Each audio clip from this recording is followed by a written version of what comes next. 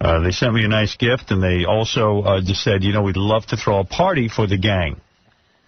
And I said, boy, I couldn't be more in favor of that, because the people who do the E-television show work their ass off. And they deserve some recognition. They sure do.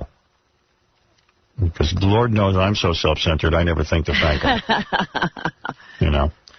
But they do a great job. They do a great job, day in and day out. You gave a wonderful speech. Thank you. That's what people told me. I'm not good at getting up in front of a crowd and speaking. Well, you wouldn't know it from Friday night. Really? Yeah, you were wonderful and gracious and warm. No, it rarely happens. It might have been the fact that Artie and I were doing tequila shots. Maybe that was it. It might have been the tequila. Dude, we were pounding them. And they were you big were doing tequila shots with Artie? I did not know that. Yeah. Me and Artie and Beth and who else? Ralph? Ralph was there. Ralph was at that table. And I was going to invite Phelan over, but he was already, like, so high, I couldn't even... Phelan's funny because his eyes almost closed. Like they were somewhere in the back of his head. Yeah. That was, the food there was good. It was just Really? I thought, listen, let me talk. I appreciate the party very much. I appreciate it. I knew there was going to be a problem with the food. But you wanna get real. The party was called from 6 to 10. Yes. And I purposely didn't eat dinner because that's dinner. Right. And I thought the food was horrible. Horrible? Did you actually try the food? I ate everything. See, I felt that way about the music. In fact, I left at 8:30 to have dinner. Yeah, somebody said to me on Saturday, gee, Howard cut out pretty early. I said, yeah, he had needed to go eat. I was hungry. I invited Robin to come eat with me. I said, if you're hungry, let's go eat. But, I got to tell you something. I mean, for my money, I understand that E had a contract from 6 to 10 at this place. And then they opened up the restaurant to the public. Fine. So we had the restaurant from 6 to 10 o'clock at night. And at 8 o'clock, they wouldn't take any more requests for music. The DJ wouldn't talk to Artie. Artie went over and made a request for music. Is that what was going on? Because I noticed the music did change. Wait, I'll tell you something. It did change, right? Yeah. So it turned out they said, you guys only have this place from 6 to 8 o'clock at night. So they said, wait, we have a contract. So Doug Goodstein went and showed them the contract. There was a whole big argument, and I heard that. I was like, uh-oh. There was no dessert. No. There was nothing. Dessert, nothing. It was all of a sudden the party was gone, and where so the I left. buffet area was tables, and they were seating people. Yeah, I thought there was going to be dancing. Listen, I'm not going to tell anybody how to make a party. Lord knows I am not the ultimate party giver. But, first of all, you come in there. Sushi, terrible. Terrible sushi. Yeah, I didn't have any. So I had Kobe beef. I thought I had a couple of pieces of sushi, and I thought the sushi was very creative, but it wasn't a lot. The rice was soft or something. I don't know. I don't know. I thought I had a couple of nice pieces of sushi. I mean, I got to be in Manhattan not to have good food. I don't understand. That's my opinion. Did you have that opinion? I was impressed with Kobe beef. That was I didn't have that. Sure. You know, here's the deal. A bunch of us got stuck in traffic. Right. Like really bad traffic. Yeah. Me, Tom, Scott the engineer, a couple of us got there at like 20 to 8. So I go back to get some food, and I get like, 6 pieces of whatever sushi, and I'm like, all right, that's good. I go back to get more. It's gone. It's gone. Yeah, they took it away. Up at 8 o'clock, yeah. And no dessert. I mean, I don't know who put the party. I don't think Robin Rodzinski did. I hope not. I think she did. She did? I think she did. She was very upset because they didn't have a contract till 10. There was some dispute. So at 8:30, 8 o'clock, the music changed. There was no food. They were letting people in off the street. Right. All of a sudden, I was like, I don't recognize half the people at the party. Yeah, I didn't think it was a great party, to be honest with you. But it was great getting together with everyone. Yeah. And then Mindy Herman was there. She made a speech. Mm-hmm. That was nice. That was nice. Right. And then she goes, Howard, you should say a few words. Now, listen, I got nothing against Mindy, but, I said, Mindy, this is a party for everybody who works here. It's not my party. It's not my birthday. It's the Howard Stern show, yes, but, I wasn't prepared to make comments. Right. But, and plus, I was very liquored up. You did a great job. But like I said, thank you maybe want to do that every time you have to make a speech to that. Booze. There's something to be said for it. Warm shots of tequila. Can I shed some light? It's funny. Everyone told me my speech was really good at the party.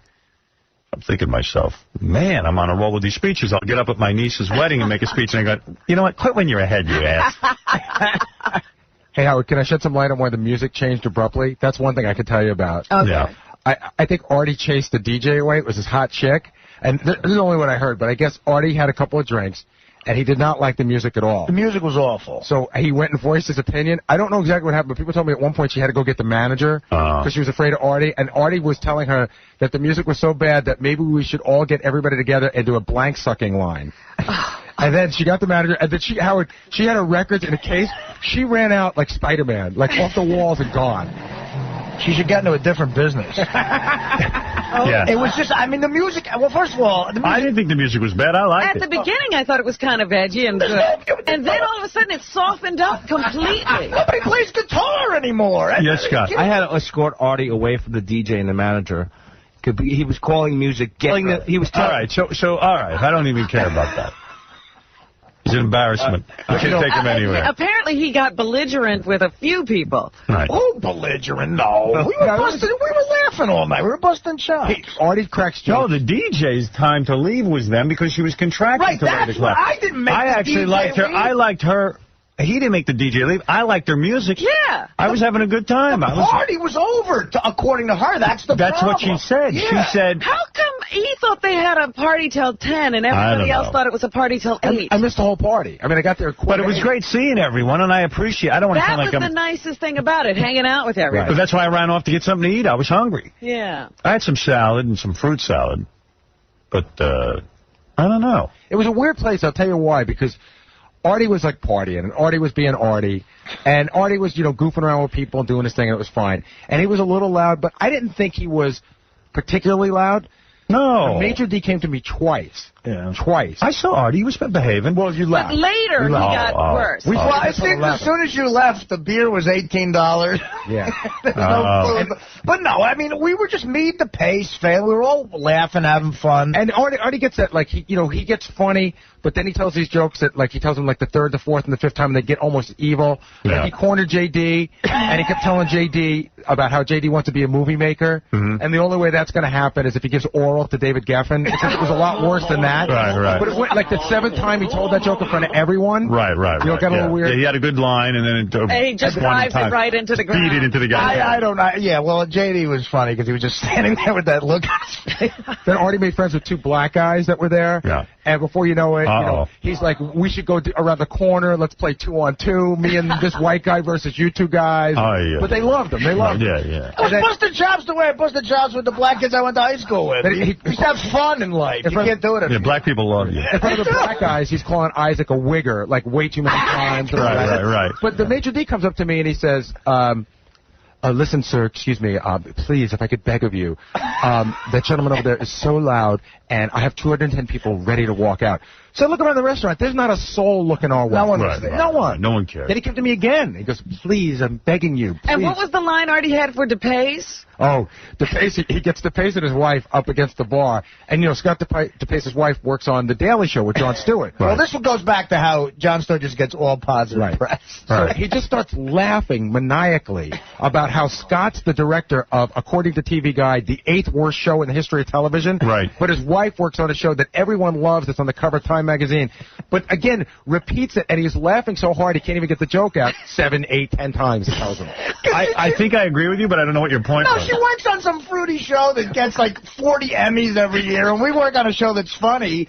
And I'm just saying, does it ever come up in like at dinner that we got nominated for another Emmy, and Yeah. And It does. No wonder he's bald. It makes you want to pull your hair out. It makes you livid, Yeah, So it was just, I might have busted too much. It was funny. But don't get the wrong impression. I'm very grateful for the party. Yeah. It was fun. It was fun to see everybody. It's fun seeing everybody's girlfriends, like all the guys that we work with. Yeah, a lot of guys got I didn't girlfriends. know all these guys had girlfriends. Yeah, a lot of guys had girlfriends. Like Jason, I didn't know he had a girlfriend. Will had a For a little while, girlfriend. Will's girlfriend. Yeah. Will had a girlfriend. Casey had a girlfriend. They're all hot. Isaac had a girl. Yeah, Isaac managed to get Isaac a had a girl. I didn't know he was getting girls. I was like, wow, all these guys have girls. Yeah. And I go up to the girls. I go, you sure you know who you're with? Isaac had on a suit that he looked like he went to a Bismarcky yard sale. But I can't help but think that Benji pays his girlfriend to be with him. She's so She's like really normal. She's great. So wonderful. Yeah. She must be crazy, though. That's what you have to That's what I keep saying. She must be insane. How are you, Benji? Somebody pulls me to the side at the party, and they go, man, you know, Will's girlfriend's really cute. She's way too good looking for him. Oh, and I here we go. Find the guy at this party who's better looking than his date. Right. You know, just, we're guys. Yeah, we're but ugly. is that going to happen? You know what Friday Night confirmed, too, is that Mr. X is hilarious. Yeah. Like, when I guy. was being obnoxious, he would come over to me every 10 minutes and say something in a real condescending way, but it was hilarious. Like, he would just say, hold my drink, and then he would give me money and say, go buy a razor or, like, shave or something. I don't know, but Mr. X gets the best parking spot. I see this car right in front of the club. I go, whose car is that? And they go, Robin's. I go, how does she get that spot? He goes, oh, he's he's some sort of cop or something. I'm like, oh, okay. He's a good guy to hang out with. I'll tell you one more thing about Artie. I know how he doesn't get heavy because he was, drinking a lot. And when it came time to leave, Artie hugged me goodbye. His clothes were drenched. Some sweat? Just sweating away. Ooh. Well, it was hot, man. What do you, We were jumping around. We started to have a lot of fun. But I like getting together with everybody. But then I wanted that was great. But I had to go early because they were closing the place up. And you hadn't really had anything to eat. Really hadn't. And you were drinking a lot. You needed to get something to eat. Yeah, I needed something. Yeah. I got up, I made my speech. I tried to include everyone because, Robin said that I'm not. Oh, here we go. I turn my back on people. I think you did that in a very good way, by the way. Yeah, well, I know. Well, all right, I'm trying to take the criticism. And then I finish the speech, and I go, all of a sudden I see Fred, and I go, oh, God, I didn't mention Fred. Because I didn't see him there. But right. Someone told me he wasn't there for the speech. Right, he wasn't. He ducked out for a minute. He ducked out. That's why I didn't mention Fred him. had some kind of emergency. Everybody was looking for him all night. Fred it's always all about Fred, He's a drama queen. Actually, it was not. It was about the baby. So the baby's taking over being the drama queen. Right. Well, Fred always has something. She's a drama queen, 19 months old. Fred just has to suck all the attention for Starting himself. early. You know how he is. I did notice that your speech was very nice, but I noticed you brought everybody up as you saw them in the room. I was looking around the room. Yeah. Well, hey, is it a miracle I knew people's names? There were people I looked at, I didn't know their names. In the middle of your speech, I walked in, because that's how late I was, and I walked in and I stood to watch your speech, and you go, and Doug Goodstein could be running around, and you look right up and you go, Gary Delabate could be booking a guest. Right. I see. It's ad-libbing. You were great. It was nice. Good. You were on time with all your comments. I was drunk. I've been impressed by your shot doing it, Billy, even in Vegas, because they're not like regular shots. People lately pour big shots, like a carafe. Right, it's almost half the bottle. And if you don't do it, people will start yelling at you. Yeah, well, you feel like a girl when you drink with Artie because he chases everything with Jack Daniels. Right, and you don't want to just sit there sipping a drink. Yeah. But the other big surprise was Steve Grillo and his wife. Oh, yeah, that freaked me out. Our old intern, Steve Grillo, is married. That was funny. It was the first time I ever really talked to Steve. I thought it was funnier that he's an electrician. I want to meet the guy whose house he's wiring. And he's sort of a stocky guy now. He's kind of fat. Grillo. He's fat. He's got a whole sleeve of tattoos, and his boobs are tattooed. Oh, Yes. showed me those. Those are crazy. Yeah. It looks prison art. Yeah. Just from prison. I think he went to prison. Maybe, or did his own tattoos or something. Yeah. I don't know what happened. There's a lot going on with that boy. The last time I saw Grillo. Now I'm an electrician. Started with a glider tattoo, now I'm tattooed all over. Yeah. The guy walks in with a wedding band and a wife. And a sleeve. Yeah. Here's my sleeve, here's my wife. Because Chauncey wrote me a letter about the DFP. Yeah. And with his comments about the DFP, which are funny, and he, I don't know. He was like, hey, how come you guys don't mention that Steve Grillo, your old intern, is married? I go, we didn't know. Right, we just found out. We found out. A couple of his observations about the DFP. All right.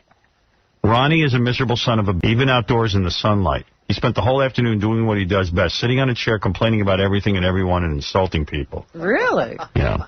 Does he bring that hallway chair with him everywhere he goes? Or was Ronnie in charge of security or something? No, No, he was just visiting. He was just hanging around. Yeah, attending. Nice when I saw him. Yeah. Yeah. I'll tell you what Chauncey's problem is. Uh-oh. Nobody likes him. Nobody would sit with him.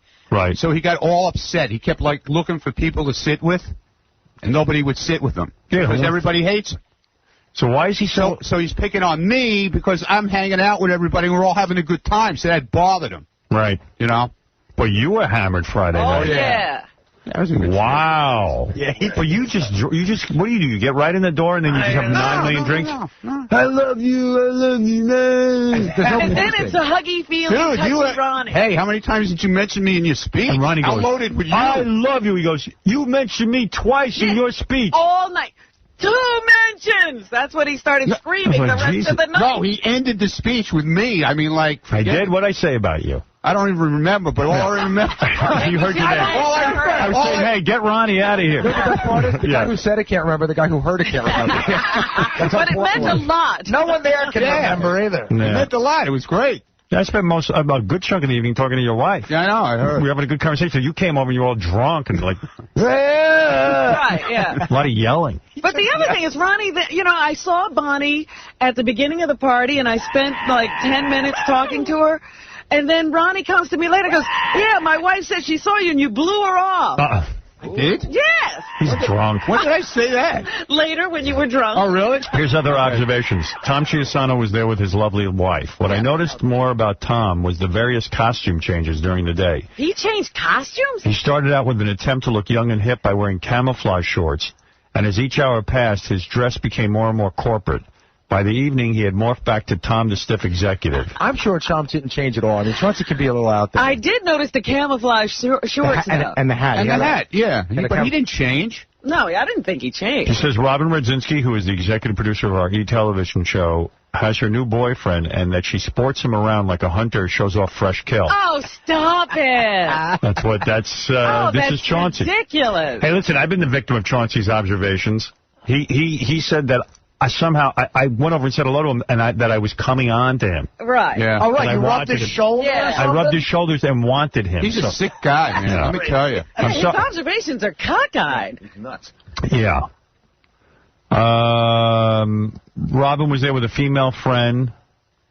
If you didn't know Robin, you might have thought they were a lesbian couple. The Salt and Pepper pair were a little too inseparable, if you know what I mean. My friend doesn't know anybody. What, am I going to leave her alone with a group of strangers? Yeah, and you had two You want to know something? How long I you had been? her daughter and her Yeah, friend. really. How long you been with Mr. X now? It's 15 years? I got to tell you something. More people come up to me now and say Mr. X is a beard and that you are totally lesbo. I'm telling you, at least 20 people. I go, how could you Who say are that? these people? And they go, first of all, look at their relationship. They don't spend a lot of time together. He's a total beard, and that Robin is way into women. I go, you're still... Way into women. Yeah, you're still going with that. Where are these women I'm into? I guess there's two lesbos in the tent. You know what I noticed, though, about Robin? 2 lesbos in the tent. I don't know. That's what Chauncey's saying. I tell you, people say this about you. If you're convinced you're gay. Am I touching this woman, or am I standing there talking to her? If you ever notice, though, with Robin and Mr. X, it is a weird thing. He never gets to go to 2 functions in a row. Like, she took him out Friday night, so Saturday it's... Oh, my God. He hates rock and roll. No, I don't he would think... never go to a rock concert. I don't think he's not into it. Functions, yeah. Did he tell you what happened in the bathroom Friday night? Yes. What? It was the funniest thing. You didn't hear about Gange? He went into the bathroom, to go to the bathroom. He flushed the urinal, and all the water just came flying out all over him. That's good. Tony was wet up to his chest. Here's no luck. But Chauncey, he's sick, man. There's something wrong with that guy. He went and tried to sit with everybody, and everybody totally ignored him. He's wearing this stupid hat and these dumb sunglasses, and he's trying to sit with everybody, and What can I tell they you? wouldn't even talk to him. Robin became the life of the VIP tent when they showed her on the big screen during her Las Vegas karaoke performance, whatever that means.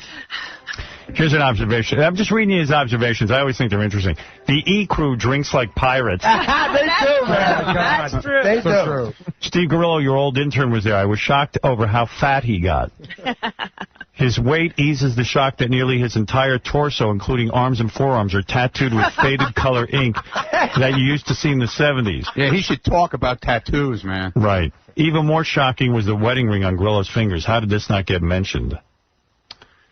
All right, this one I'm not going to read. I wonder what that is. Well, no, it's just about one of the interns. I'm not going to. Scott the engineer was the happiest out of everyone there over Vertigo Blue's big break. Oh, I heard That was true. Vertigo Blue, you know, they were given the chance to open the concert, and as soon as they got there, they started trying to negotiate for more time. You know what happened? I'll tell you what Tom, tell me what happened. They had to be off the stage at 2:45. They had 15 minutes to play. Right. They wanted 20. Okay. Scott's like, hey, they rehearsed 20 minutes. Tom goes, I don't care. He goes, you can start now if you want. You're off the stage at 2:45. Right, you start early. Start 2:15. Go have a party. Right.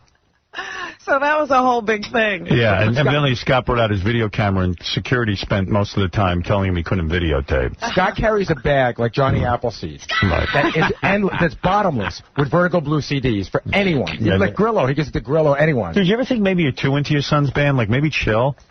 Did you ever consider like maybe it's not that cool to have your dad running around like a jerk? No, right now I'm just trying to give him the best they can get right now, and then, no, he hasn't considered that enough. No. Okay. The 5 minutes was no big deal. I mean, it was my mistake. They rehearsed a 20-minute set, and they were ready to do 20, and it wasn't a big deal. I said if it's possible, and Tom was very nice and said just start early. All right, whatever who cares? you need. Angry Black was there.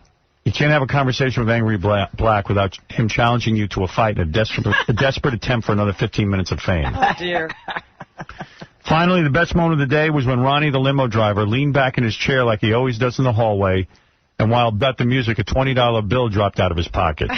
It's a safe bet that 20 was one of the many crushed 20s shoved into his pocket for lap dances at Scores later that evening. Anyway, I picked it up and gave it to the poor waitress who had to put up with his nasty comments all day. She smiled and said... What waitress? She smiled and said, that's the toughest 20 I'll ever make. Wow. Oh, no. There was no waitress there. What is he talking? There was no waitress. This is what he claims. Take it up with him. He was, you know what? He's such a jealous guy, man. He's so sick. Ganji's girlfriend was sitting on my lap. We were talking. Right. So there was no chair. So she sat down on my lap. He comes over and right away he's observing everything. Yeah. You know? Yeah. So like he's all upset now because nobody will talk to him. And I got this cute, gorgeous girl sitting on my lap, and this is really bothering him. Right. So he's the right nasty Yes, thing. he's got to write nasty things. $20 bill fell out of my pocket. There was no waitresses there. I don't know what he's talking about. This is what the guy wrote to me. Yeah, it's all right. The one thing he missed that also, High Pitch Eric was back there in the VIP area. Yeah. Well, that was a whole nother story. They were hanging around outside the VIP area, him and Angry Black and this other guy and Angry Black's girlfriend. And they're hanging there, and, like, they're trying to get in, and nobody's letting them in. They went to Gary, and Gary says, I don't know anything. He just kept on walking, right? And so all of a sudden, they're in the VIP area with wristbands. Jody and Tom called me. They said, do you want these guys in? I said, listen, doesn't do anything for me. If you guys think it does something for the atmosphere, let them in, because, you know, wristbands were hard to come by. I said, it's your call, not mine. Oh, Baba Booey told me, he said, man, Hypertruck is a retard. I mean, he's just annoying. And somehow the guy just... like lingers around and then ends up in the VIP tent. Yeah. I mean, I wouldn't be surprised if later on the night he was like backstage. He never knows where he is, but he semes to move forward. And I got to tell you something. When you're in the VIP tent, you're there with High Pitch Eric, somehow you don't feel very VIP. It's a VIP tent. Because I'm walking in like this is a safe area, and all of a sudden High Pitch Eric is grabbing my hand. He usually starts with some bizarre non sequitur, like he'll walk up to you and go, "Hey Gary, did you get that song I sent you 11 years ago?" And I'm like, "What are you talking about?" He can't have a conversation in the here and now at all. There's something really wrong with him. No kidding. Someone should always have a raw fish around to get rid of them. Good idea. Every VIP tent should have a carp in the corner. I got to take a break, but I also have the stage announcements from DFP. It's funny. Those are always great. Yeah, those are pretty good. All right, we'll take a break. We'll be back right after these words. Read you this letter I get. I get so much stuff to do today, but I kind of talked about this yesterday, but I never got to read it. So I get this letter telling me I'm nominated for something called the Radio Hall of Fame, which is laughable to me on about 50,000 different accounts because it says, Dear Mr. Stern, I am pleased to inform you that you have been renominated. Renominated? Oh, so they've turned you down once. Yeah. I lost. It's such a joke. And you see the people who are in this thing. Casey Kasem, what a brilliant career. Who'd you lose to last time, Maria Melito? Larry King, who did overnights. Rush Limbaugh, who certainly came way after me. And it's a distinguished group. Yeah, you know, I can't really seem to win my coveted spot in the Radio Hall of Fame. Somehow, whoever else is nominated with you just did a little bit better. Yeah. I can't quite seem to beat Martin Block, the host of Make Believe Ballroom. Right. Somehow I'm not as good at utilizing this medium as him. Yeah. You know, Jerry Williams is in the Radio Hall of Fame, but I guess I've been turned down in that coveted hall. Imus, you know. Yes. All the important players are there. Bob Steele, a guy from Hartford, Connecticut. And Wally Phillips and Cousin Bruce Morrow. Except his name is Bruce Morrow at the Hall of Fame. He's not Cousin Bruce. Oh, they don't put the cousin in there? He's famous. He made this sound famous. That was his contribution to radio. So, I mean, and not only that, I mean, this, you know, Radio Hall of Fame is owned by Clear Channel, which is laughable because I'm sure the voting will be very fair. I am pleased to inform you that you've been renominated for induction into America's only Radio Hall of Fame. That's because they're the only idiots. Why would you have more than one? Yeah, I mean, in radio, you'd probably have 50 of them. Yeah, the one for every radio station. Why would you have one of them, let alone two of them? But there's not like a 50 million baseball Hall of Fame. There's one. Right. The other 2004 nominees in this category are Bob Brinker, Bob Edwards, and Dr. Laura Schlesinger, the noted gay basher. Oh, that's a tough group. It's hard to beat a gay basher. Yeah, well, she brought hate back to the airwaves. I think she should be recognized. Yeah. Ballots will be sent to eligible voters from coast to coast in early May. So how do you become an eligible voter? Yeah, I have never received a ballot. Evidently, you have to go to their website and pay $15. And then you can vote. Gee, is that how you get to vote? You pay? Yeah, you know, online memberships are available for $15 at radiohof.org. radiohof.org. And then you click on there, and for just the measly sum of $15, you get a great return. You get to be a voting member of the Radio Hall of Fame. Well, there's an interesting notion. You got to pay to get in. You got to pay to vote. Well, that would be the Clear Channel way. They can't hustle money fast enough. They got a scam going every which way you look. Can somebody really be paying $50? I mean, there's got to be one person voting. Yeah, there couldn't be any voters. Who would pay for that privilege? Ballots, well, first of all, I don't want to contribute to Clear Channel's evil empire in making money, so I respectfully decline. I do not want to be... You'd want to take your name off? The only way I would keep my name on there is if the head of Clear Channel, Lowry Mays, and his two lousy sons, his two evil spawn, would show up on stage with me when I am presented with my award. I will do it. So you have to be guaranteed a win. Yeah. And they have to present it to you. Yeah, see, so there we have the catch-22. But I really want my name removed. I want to make sure I'm never in the Radio Hall of Fame, which will only point out what a ridiculous joke it is to have such a thing. I mean, Radio Hall of Fame. And look at the imbeciles that are, I mean...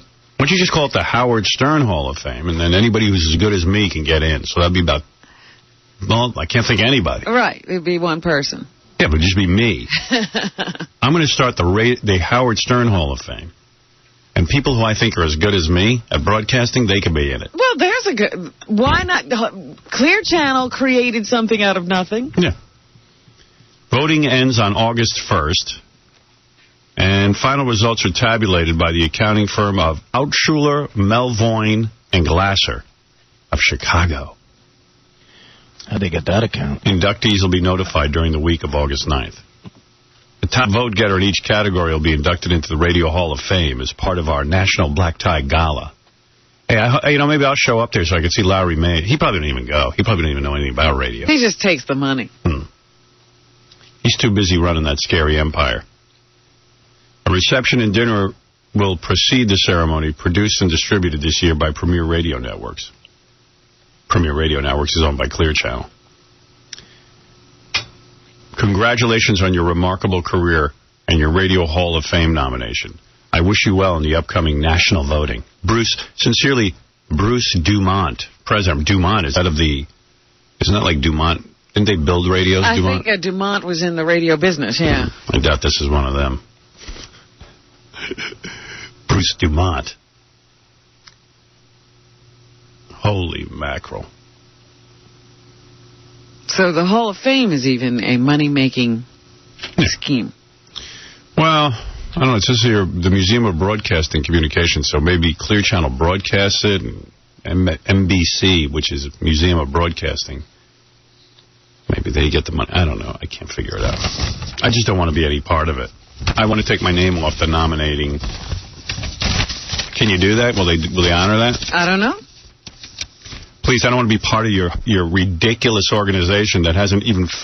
I've been beaten. If you're worthy of a Hall of Fame nomination, shouldn't the people who run the Hall of Fame defend you when you're attacked by the government? No, they're busy firing me. Here, They Artie. nominate you and fire you. Here, man, you want some toast? Yeah. Thanks, buddy. Makes perfect sense. Love my breakfast. But where's my lunch? I hate when it's over. Love my breakfast. Where's my... I've been trying to lose a few pounds. Oh, yeah? Last night I'm laying in bed watching Survivor, eating a bag of carrots. What happened? I gained a few.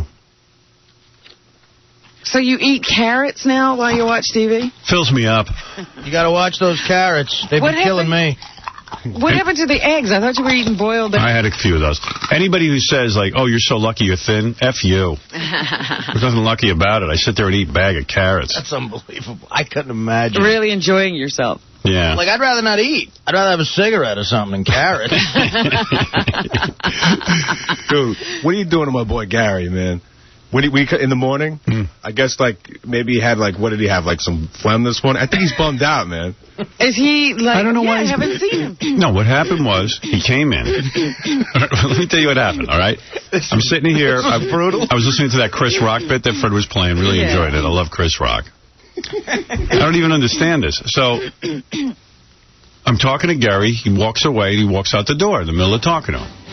So I know what's going on. I say to Artie, hey, Gary just left the room to go clear his throat. It's just funny, you know. Yeah. I mean, no big deal. He did the right thing. No one wants it. When you're eating your eggs, you don't want to hear the crap that's in Gary's throat.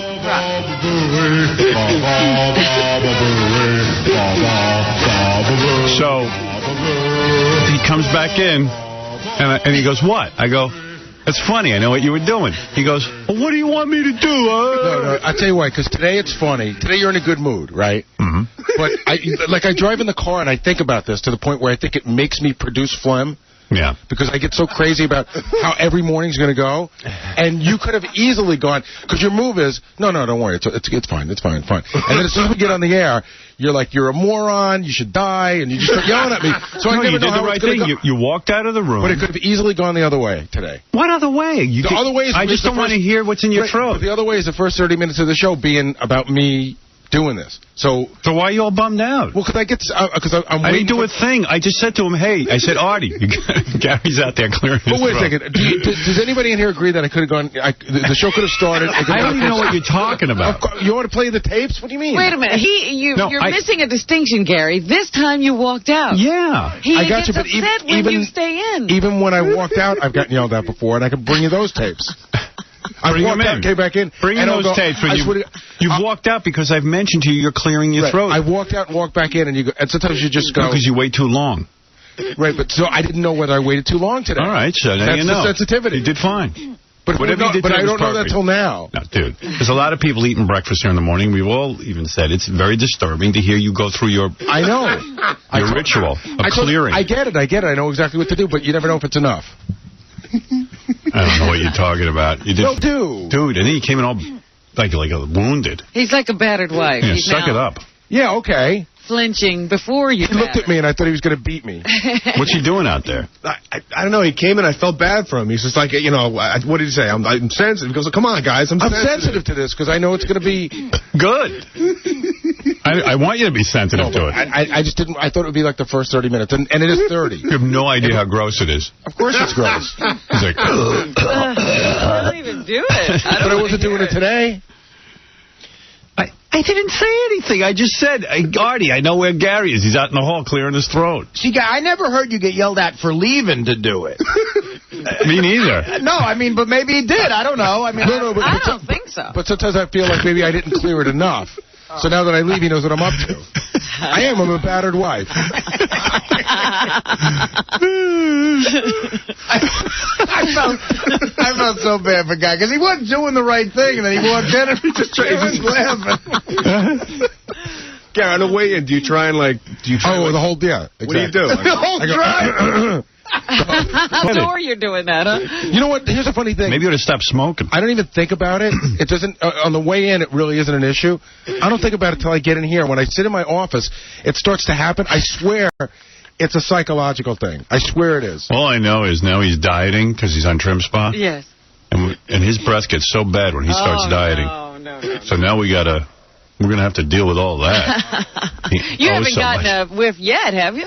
Not yet. Some people have, though. Oh, dear. Hey, Howard, you know what he does? It's like his office, when he walks through the office, you hear him clearing his throat before he comes in. Right. You know, because he wants to get it all out before he comes in. Sounds like a march. Yeah, right. Guy could never sneak up on you. You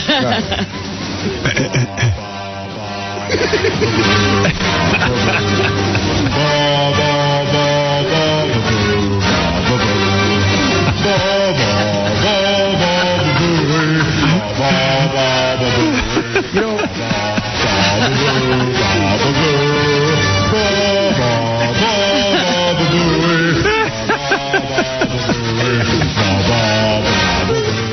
You guys don't even know. It's like a movie.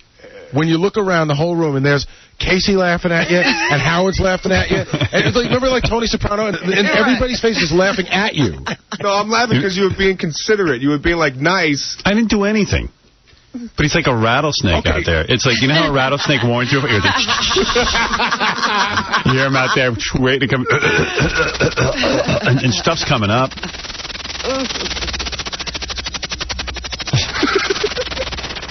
See, right, that's already 10 minutes. No way. Hey, I didn't bring it up. Win. I wasn't even going to talk about it.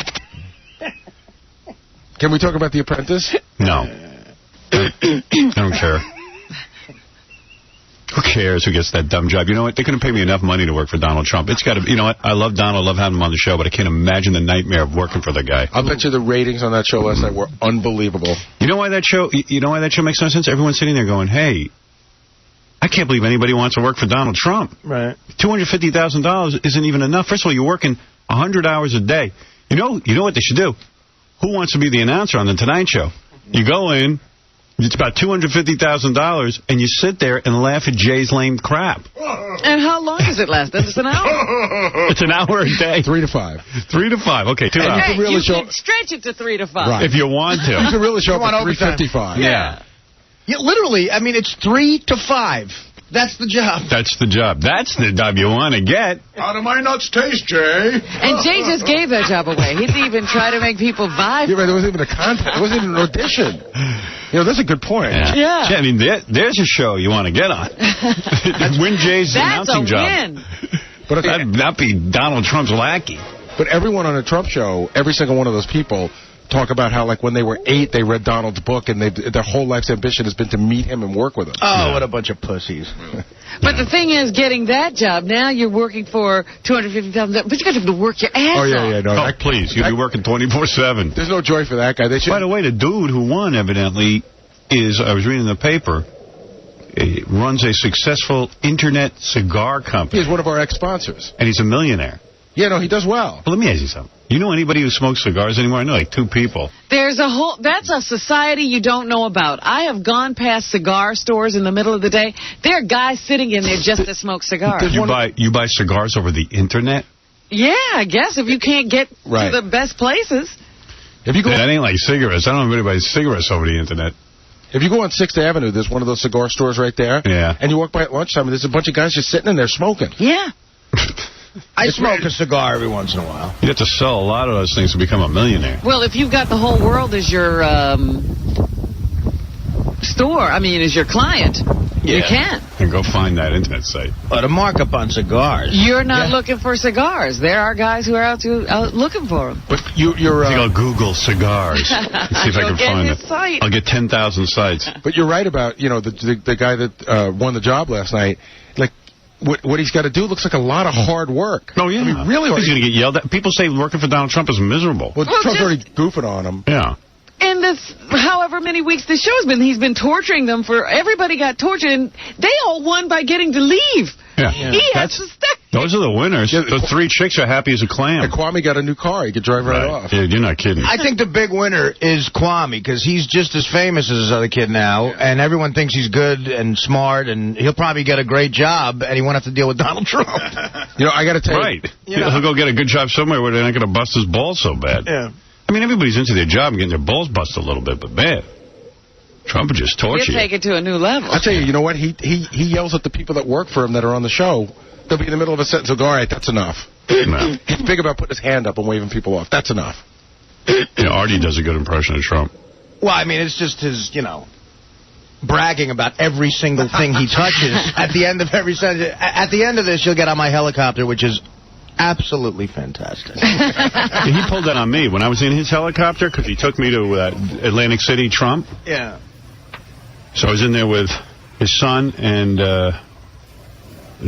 Melania. Whatever. So I was in there with them, and we were having a good time, and he goes, do you ever take a helicopter? And I went, yeah, sometimes. You own your own? So I go, no, I mean, if I take a helicopter, I call a helicopter company and, Get one. Shouldn't do that. I go, why? He goes, should own your own because you can't trust the maintenance. Now, this one is the absolutely best helicopter you can get. That's nice. He got his mouth down. Yeah. And I go, I'm saying to myself, oh, this is good. He's emasculating me in front of my girlfriend. Right. For number one, you don't have a helicopter. Yeah. And number two, you're getting on poorly maintained and he's like, this is a Vietnam-era helicopter. These landed in the middle of, Saigon. And I'm like, wow. Crash. I'm like, and he goes, and the maintenance on this thing cost me, and he goes, and then, he goes, but it's so worth it because I know it's safe. So I'm sitting there going, well, yeah, he's right. I mean, we should all own a helicopter. Right. Why should we? Why should we be leaving the maintenance to somebody else? Yeah, I think everyone should have their own helicopter. Well, if you remember when we got down to Atlantic City and got on the air, that was when you interviewed him. That was his rap about. He goes, "That's a $9 million Sikorsky. Right. We don't pinch any pennies on the helicopter. Not with him, anyway. Absolutely the best helicopter on the planet." He did 2 minutes on the helicopter. I love the one place because it was his. He doesn't really brag. He goes, "You say something about his kids." They're good kids. They're only good. They're not the best kids. No, he knows there are better kids. This helicopter, there we go. The reason it's great, it has its own cabin. Anytime I've ever flown in a helicopter, you've practically been flying. I'm in the pilot seat. Yeah. He goes, we have our own cabin. It's fabulous. So I'm like, whoa, That's that. But where am I going to get? So it's $9 million for the helicopter. Then you get the maintenance. I think is another $9 million a year. Right. Yeah. I'm not a billionaire. $500,000 for fuel. Yeah. Oh, please. And you got to maintain a pilot. Oh, then you got to hire pilots. Yeah. Full time. Go find them. But what are the odds of me getting a helicopter? This is the best pilot. You can't even get the best pilot. He's got the best pilot. Meanwhile, what do I need to help? Where am I going? I'm going from my apartment to work. Yeah, you don't have all the different Trump properties. I don't need to survey my properties. He's interesting. He's almost like Don Rickles. He knocks you down. So you could hear the phlehm in his voice. Yeah. He knocks you down. And then clear your throat. Ooh, imagine when you're eating if you hear that. You ask for it. I know. I want people to hear it. He'll knock you down. He'll take shots at you, and then he builds you up. He'll tell you, one of the guys last night was running his golf tournament, and he goes, in front of all his friends. He goes, don't mess this up or you'll be fired. And he just torments those poor people. He likes to berate. He's like Mr. Howell. And then he takes you up to the side. He goes, you're going to be very big one day. But I got to tell you, there was a shot last night at the very end where they were going on to next season's thing. Yeah. And it's him getting out of a car. Did you see that, Robin? No. His hair was black. Really? Like it was black like a skunk in the middle, and then a little bit blonde on the side. He dyed his hair? hair? It was a different color. It was a different shot. I noticed that, too, yeah. It's the oddest thing ever. Yeah. It looked like paint fell on his head. He's trying something new. Well, he's trying. Everyone's goofing on his hair. You know, and everyone's just jealous. The guy's got billions of dollars. I don't even know. I read an article the other day that said maybe he's not a billionaire. Oh, really? Yeah. That he's a lot of smoke and mirrors. But that'd be a kick in the ass for a lot of crap that guy went through to get the job. He's got no money. You know, Robin, it is smoke and mirrors, but it's absolutely the most fantastic smoke and mirrors you've ever seen. All right, we got to take a break. We got a huge show for you, including my little friend, Rebecca Remain Stamos, who I actually own pictures of in my apartment. That you took yourself? That I took myself. Polaroid, semi-clad. She was semi-clad, not me. Now she would only do something infamous. Yeah. Well, you can't. That's pretty way up there. No. I'm saying to make your pictures more valuable. Right. Oh, yeah. If she became like OJ. Yeah. All right. We'll be back right after these words. I don't know how many more days I have on the air. Hello. Hey, on our phone is Donald Trump. Oh, hello. Hello. Howard. Hey, Donald. The easiest guy in the world to work for. You know, I get up in the morning, I turn you on, and I hear all this stuff. I'm the easiest guy in the world. There's nobody anywhere that's easier to work for than me. Hey, I don't think it's a put-down saying you're a difficult guy to work for. It's just, listen. You expect results. That's what we're saying. I just think a guy who's got something on the ball doesn't want to get, if you work for Donald Trump, you're going to get your balls busted and you're going to work hard. Well, you're going to work hard, but this guy's going to make so much money, he's going to do great. I mean, he's also a great guy. They were all great people. Are you really going to let him really do something, or are you just going to... With absolutely massive supervision. Yeah, right, exactly. Because the task I gave him is to build an 88-story building in Chicago. So he's like, what? And, I have a very good team out in Chicago, and we're building a building that's going to be a terrific building. And he is... he's going to be a part of the team, and he's going to do a good job. Yeah, and, you see, my point is, if they do another kind of apprentice show, they should really do it for the Tonight Show, where where you get that announcing job. That's a cush gig. Yeah, I mean, $250,000 a year, and all you got to do is listen to Jay's lame-ass jokes and horrible, pukey bits and interviews. Well, I saw your friend John the other day because 3 or 4 days ago I was out in California. I did the Tonight Show, and I see John. I said, John, what's going on here? But, yeah, he's a good guy. And you know what? John said really nice about you behind your back. Hey, I got no problem with John. I'd take the job myself for $250,000 or $300,000, man, to sit there and listen to Jay's crap. I just put your earplugs or something. I don't know. This apprentice has been somewhat of an amazing situation because, when I did it, I thought it would be a nice little show. We'd go on and go off, and I go back to building buildings. What are you going to do? You going to do another one? Oh, yeah. Well, the show, last week it finished #1 in the ratings. Wow. This week it's, I have no idea, but I think Artie or somebody said, can you imagine how big the ratings are? We're sort of waiting. It takes till about 8 o'clock, 9 o'clock in the morning to find out what the ratings are. It's a good show, man. Everybody was talking about it last night. It's a good show. Yeah. And I can't believe I'm the only guy not watching it because I saw the first one and said, this show's a hit. And then of course... I just got so many shows to watch, so I figured, all right, what am I going to do? I get the idea, and I won't watch, but I missed out on the whole thing after. Right. Well, last week, I guess they had close to 24 million people, wow. And that's on top of the fact that they do the reruns. And if you didn't do the reruns, they do 4 reruns a week. And if you didn't do the reruns, you'd probably add another 6 or 7 people a week.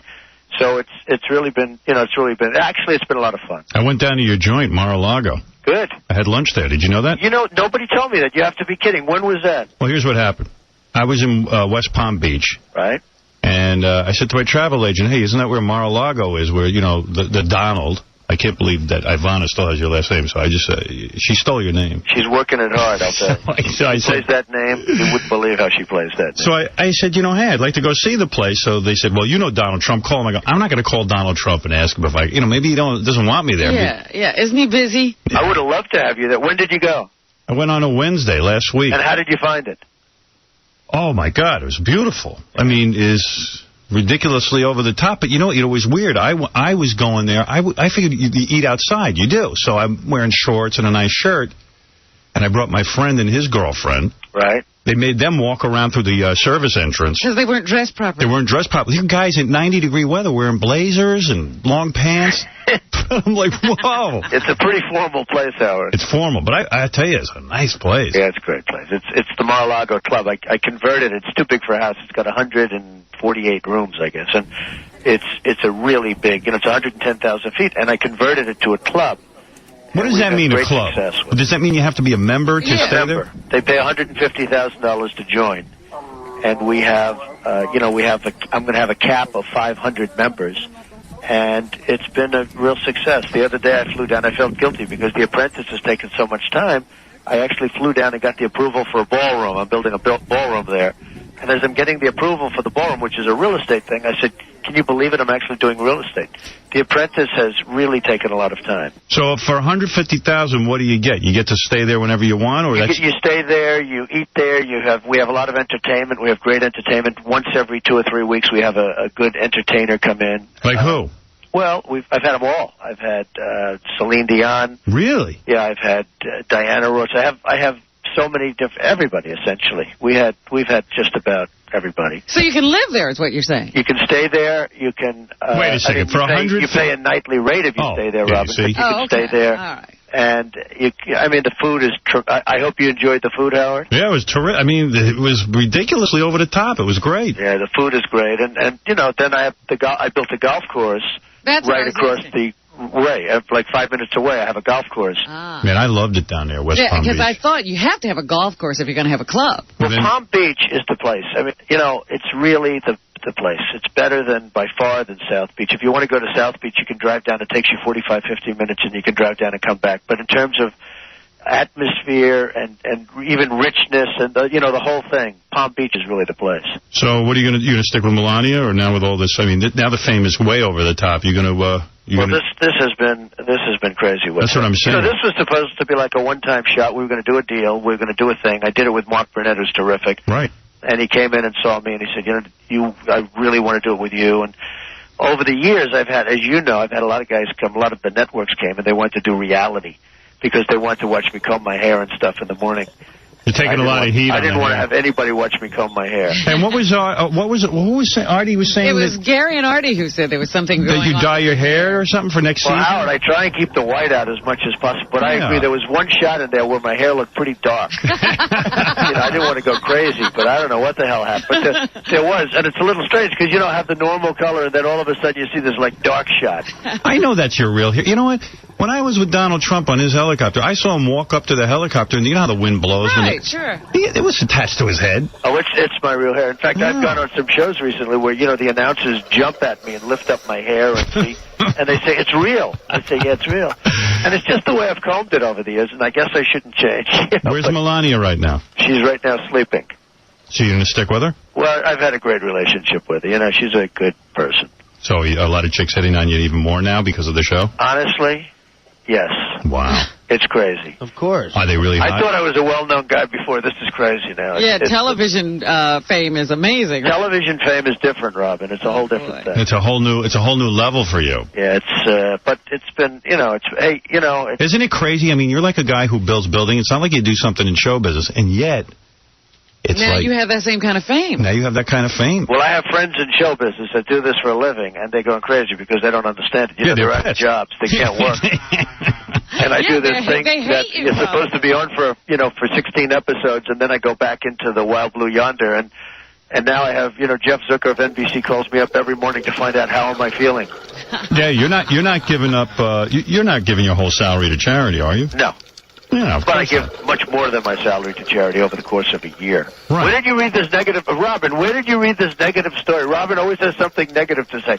Where did you read this negative story? I was on the internet. Was it Fortune magazine or somebody? No, Fortune magazine put me on the cover. They did a great story. Well, I forget which magazine it was, but they were saying, well, is it really true that he has all this money? Because, they talked about a bunch of deals that you did with, a Japanese company. Yeah, they've all worked out great. Every deal Fortune actually did a great story, and Forbes has been, frankly, much better. But I'm trying to figure out where this story is. It was one of those financial. Well, I'll have to get that. I'll have to find out, and I'll have to sue their ass off. Yeah, they say you put up $11 million to their $1 billion. Oh yeah, that makes me really stupid. No, but they're saying that then those guys don't get a return. You always make out, but the guys don't get. I know, and that makes me a bad person, right? Well, hey, no, but the thing is, you an American. I know. I was criticized in one magazine where the writer was retarded. He said Donald Trump put up $7 million, they put up $193 million, and they're 50-50 partners. Why isn't Donald Trump putting up more money? And it's supposed to be because I'm smart, okay? Right, they're hiring you. I put up this, they put up like 45 times more money, and then they criticize me for not putting up more money. I mean, these guys are dopes. But what am I going to do? But, it's one of those things, Robin. I get criticized. I'm going to ask you the toughest question an interviewer's ever asked. Go ahead. And you're an honest guy. I am an honest guy. All right, here we go. In November, who gets your vote? Well, Howard, I know what you're going through, and I listen to your show all the morning. This morning I wake up after this. We really had a great success last night. And, in all fairness, getting before 30 or 40 million people, whatever the hell, watched it. We're going to find out in about 2 hours. And standing up, you're a professional at this. I'm not. And so I get up and I listen. The first thing I do, I turn on the radio. I'm listening to my man Howard. And I've been listening to you, what's been happening with the freedom of speech. And you happen to be 100% right about that. All right. I was never a fan of Iraq going in because this guy used to keep the terrorists out. He'd kill the terrorists. Okay? Right. In fact, they should put him back in. Well, look at that country. Do you think a regular guy is good? Do you think Jimmy Carter is going to run Iraq? No. There's no one who could run Iraq better than Saddam Hussein. I think Kwame could run it.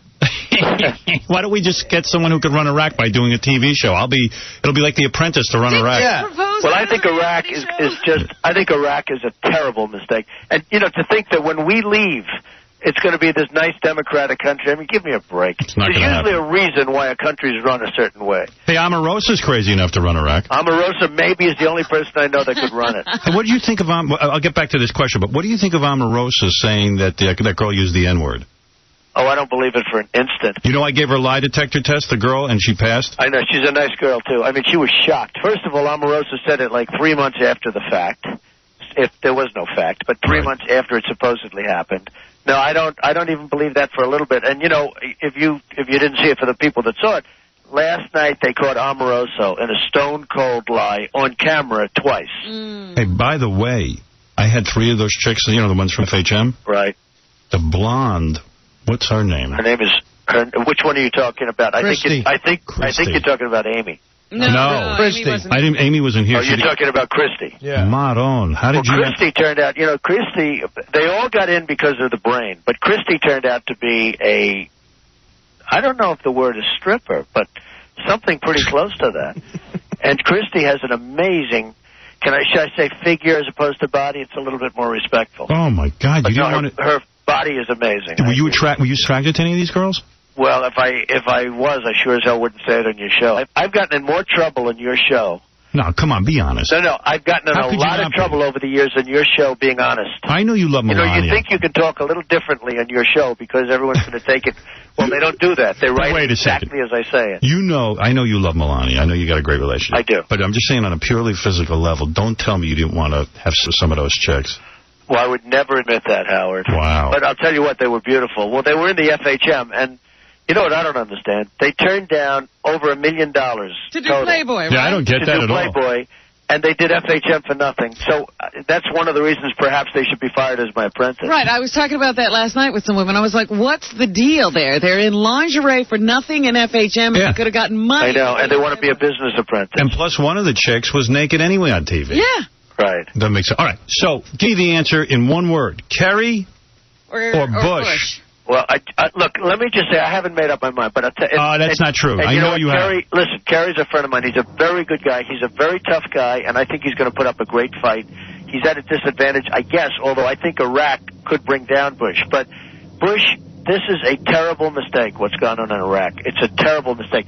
And I think he's also making a terrible mistake, what he's doing with you. He is. And he should call up Colin Powell Jr. Howard, you've got a groundswell now that's unbelievable. I was watching a regular conservative show the other day, and they were all defending you. Can I tell you something?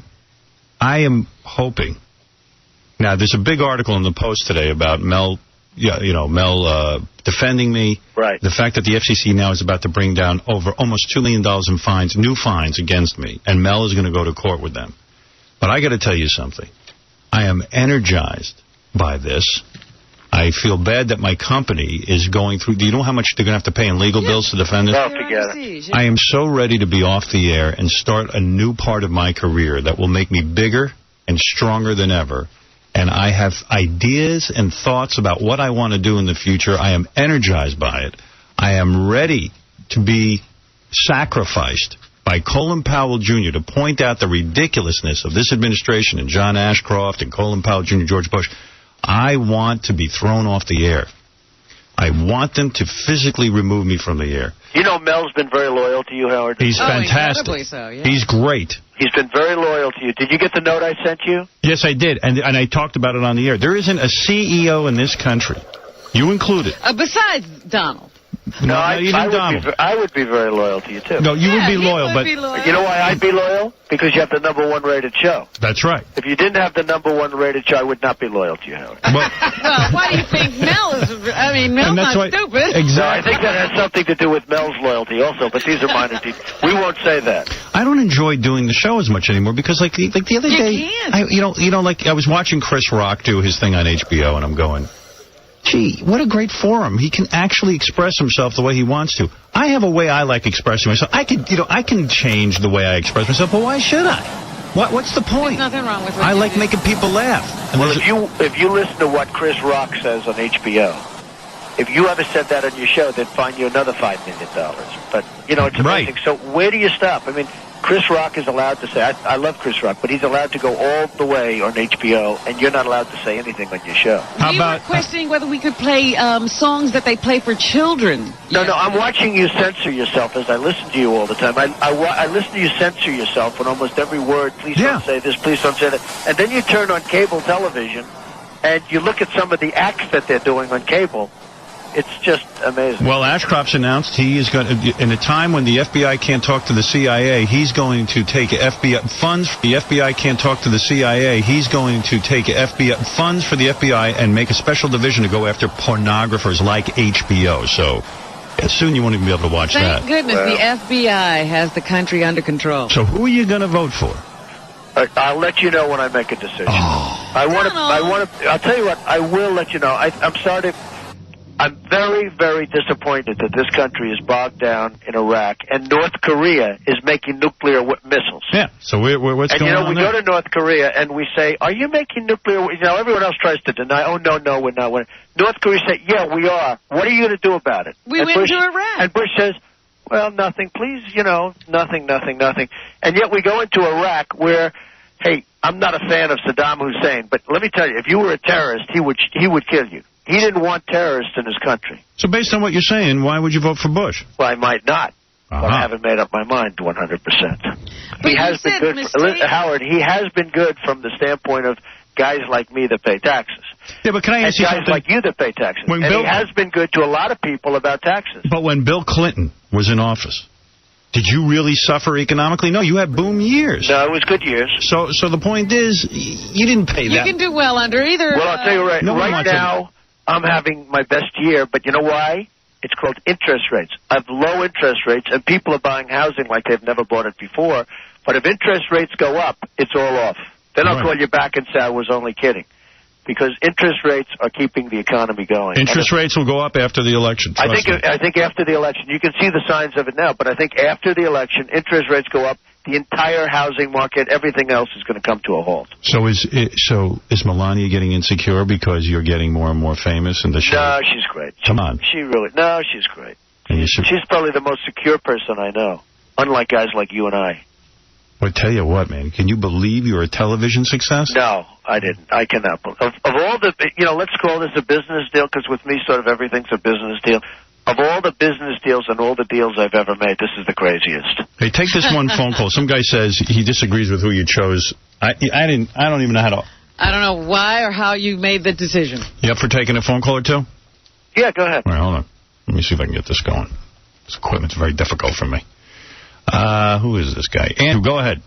Big fan. Hey. I didn't disagree with who Donald picked, but it's kind of a joke that he goes from selling lemonade and he's going to oversee the building of a 100-story tower in Chicago. No, I think it's too much. But the dude. Well, the lemonade was really just a concept. And what we did is the first show was lemonade, because the first business thing you do in your life, like me too, is when you're 5 years old, you sell lemonade in front of your house with your parents standing over your shoulder, hopefully. And I hated that task. Mark Burnett liked it, and I think Mark Burnett was right, because people really related to it, and it was the first task.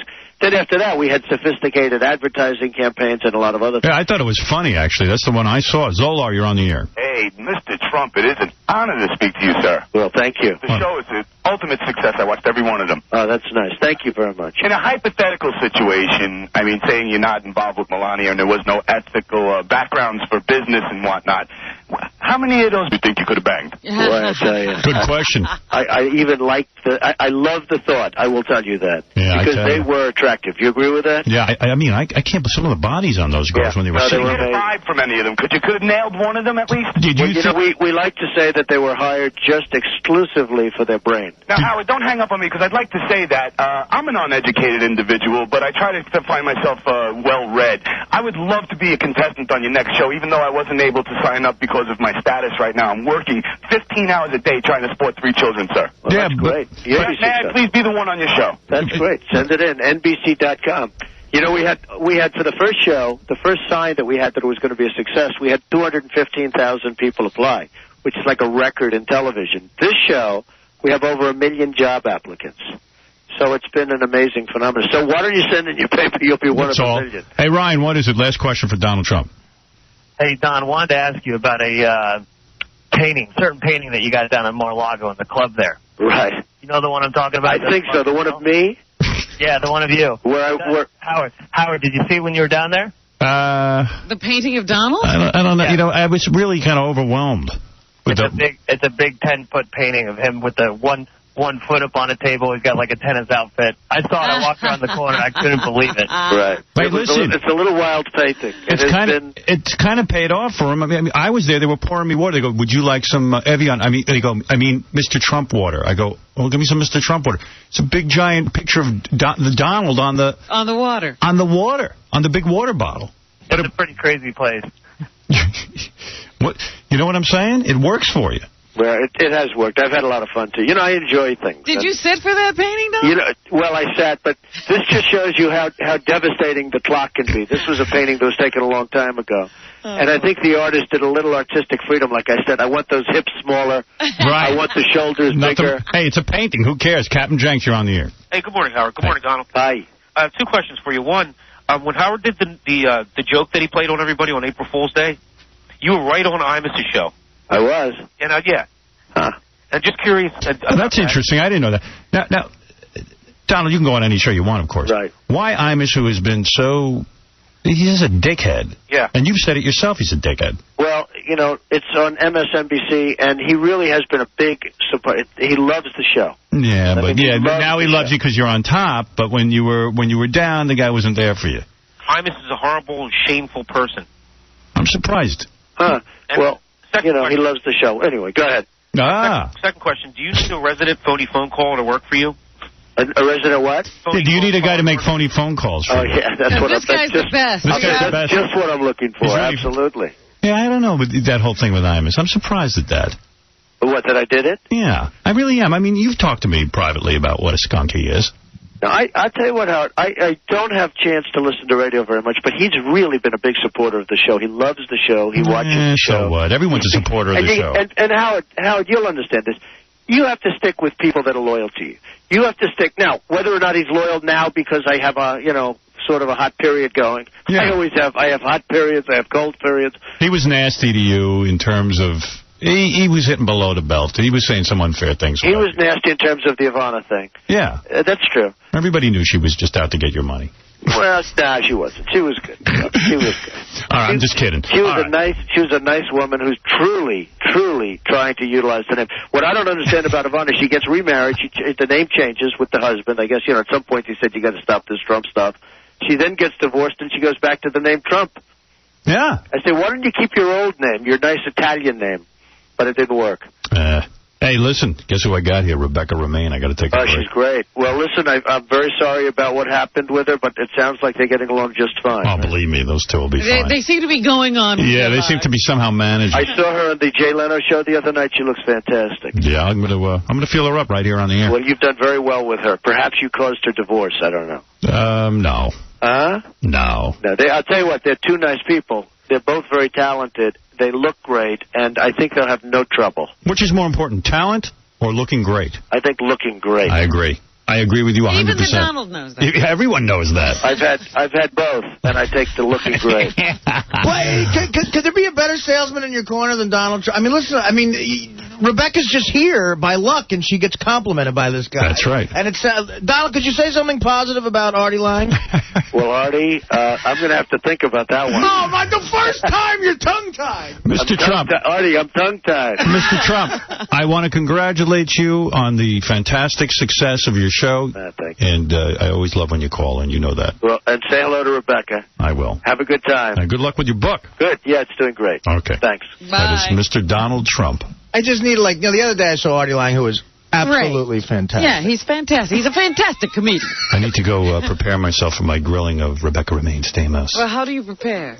I have to go fix my hair, get the shades on, get my whole look together. All right. How long will that take? Well, I have to get a face transplant, so that's going to take me some time. You people better hold on tight. It'll be a while before we get back. Fred, play an extra commercial or two, because I'll need time for my face transplant. And time for it to heal. I'm going to wear a KC mask. Yeah, just like Hannibal Lecter, slice off his face and put it over you. I'm going to chop off his head and stick it on my shoulders. All right, we'll be back right after these words.